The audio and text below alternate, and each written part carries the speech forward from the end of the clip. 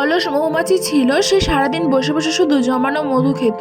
নিজে কোনো কাজ করতো না, বরং অন্য মৌমাছিদের হুকুম দিত, এটা করো ওটা করো, আর নিজে বসে বসে বিশ্রাম নিত। একদিন শ্রমিক মৌমাছিদের হেড তাকে দেখে নেয়।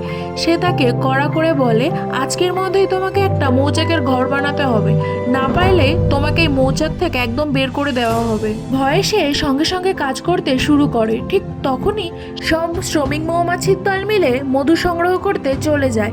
সে একা একা ঘর বানাতে থাকে, কিন্তু মধু তার গায়ে হাতে লেগে পুরো চিপচিপা হয়ে যায়। এই করতে করতে অনেক সময় কেটে যায়। কিছুক্ষণ পর সবাই মধু সংগ্রহ করে ফিরে আসে বাসায়। এসে দেখে সে একটাও ঘর বানাতে পারেনি। ভয়ে সে শ্রমিক মৌমাছির হেডকে সালাম করে, কিন্তু তার মাথায় মধু লেগে যায়, আর সেই মধু হেডের গায়েও পড়ে যায়। সে সেটা মুছতে গিয়ে উল্টে তার মুখে আরো ভালো করে লেপে দেয়। তখন শ্রমিক মৌমাছি অনেক রেগে যায়, কিন্তু তাকে কিছুই বলে না। সে হাতে ফুলের পরাগ লাগিয়ে তারপর আস্তে আস্তে সব মধুগুলো মুছে ফেলে।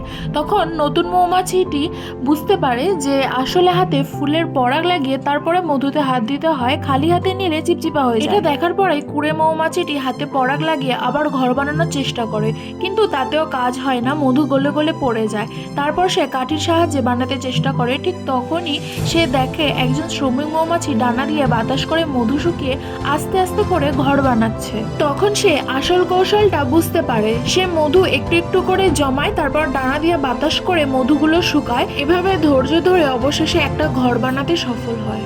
সেদিন অলস মৌমাছিটি বুঝতে পারে যে শুধু হুকুম দিলে হয় না, কাজ শিখতে হয়, পরিশ্রমও করতে হয়।